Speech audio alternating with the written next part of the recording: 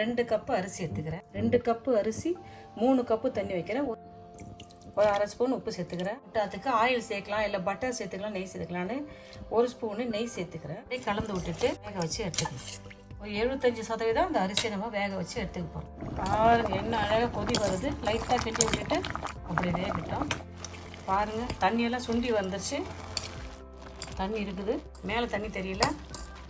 டைமில் அப்படியே இதை ஈவன் பண்ணிவிட்டு மூடி போட்டு நம்ம அணையில் வந்து 3 வைக்கணும். 10 நிமிஷம் ரெடி ஆகும் சாப்பாடு. அப்படியே இருக்கட்டும். பெரிய சைஸு உருளைக்கிழங்கு நான் பொடியாக நறுக்கி வச்சுக்கிறேன்.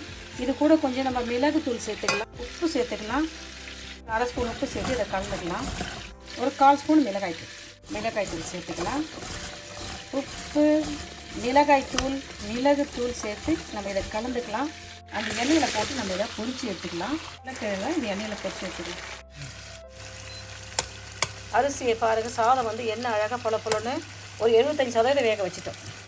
சாதம் நல்லா உதிரியாக அழகாக பாரு 75% இருக்குது போதும். அளவுக்கு அப்படி இதை ஆற வச்சு நம்ம எடுத்துக்கலாம். பாருங்க நம்ம போட்ட உருளைக்கிழங்கு என்ன அழகாக வறுத்துட்டோம். போதும், இதை அப்படியே எடுத்துடலாம். பண்ணி வச்சுட்டோம். கத்திரிக்காய் 2 எடுத்து வெட்டி வச்சுக்கிறேன்.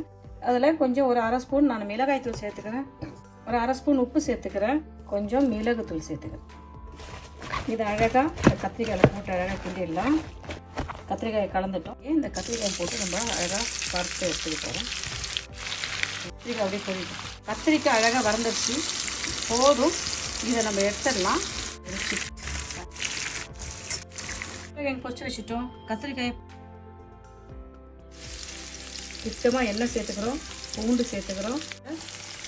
ஒரு வெங்காயம், பெரிய சைஸ் வெங்காயத்தை நான் நறுக்கி சேர்த்துக்கிறேன். நறுக்கினா 2 கேரட் சேர்த்துக்கிறேன். சின்ன சைஸ் கேரட் 2 கேரட் சேர்த்துக்கிறேன். பொடியாக நறுக்குன்னு 2 கேரட்டை சேர்த்து நம்ம இதை அழகாக வதக்கிக்கலாம்.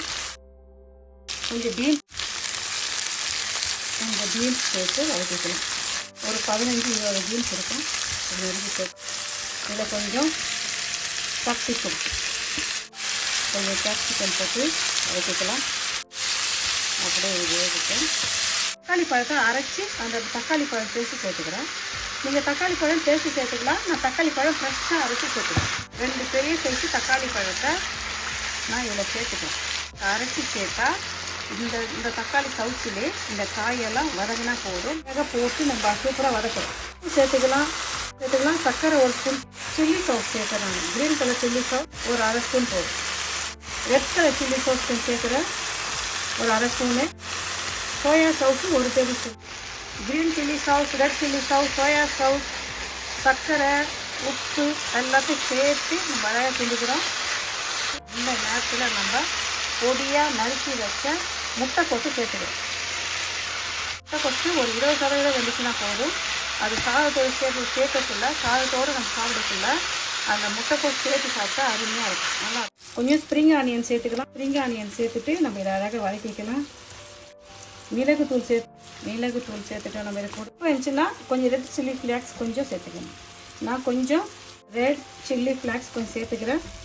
உங்களுக்கு விருப்பம் தான் சேர்த்துங்க. காரம் வேணுன்றவங்க சேர்த்துங்க. காரம் வேணுன்றவங்க அவாய்ட் பண்ணிடுங்க. சாதம் பாருங்கள் என்ன அழகாக சாதம் ஒரு 50% வேக வச்சு வச்சுக்கோங்க. சாதத்தில் இதை போட்டு கிண்டிக்கலாம். வறுத்து வச்சுருந்த உருளைக்கிழங்கு நம்ம இதில் கத்திரிக்காயை சேர்க்குறோம். வறுத்த உருளைக்கிழங்கு, வறுத்த கத்திரிக்காய், நம்ம வதக்கின காய்கறியெல்லாம் சேர்த்து அழகாக இதை நம்ம கிண்டி விட்டுக்கலாம். ஆரோக்கியமான வெஜிடேபிள் ஃப்ரைட் ரைஸ் ரெடி ஆகிடுச்சு. பாருங்கள், யாரெல்லாம் வெஜிடேரியனோ அவங்களுக்கு இந்த வீடியோ ரொம்ப யூஸ்ஃபுல்லாக இருக்கும். வாங்க நம்ம சாப்பிட்டு பார்க்கலாம்.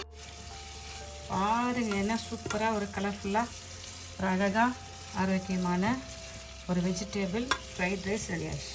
மேலே ஒரு ஸ்டைலுக்காக நான் அங்கங்கே சும்மா கொஞ்சம் கொத்தமல்லியாக அப்படி அள்ளி தூவி போட்டுது.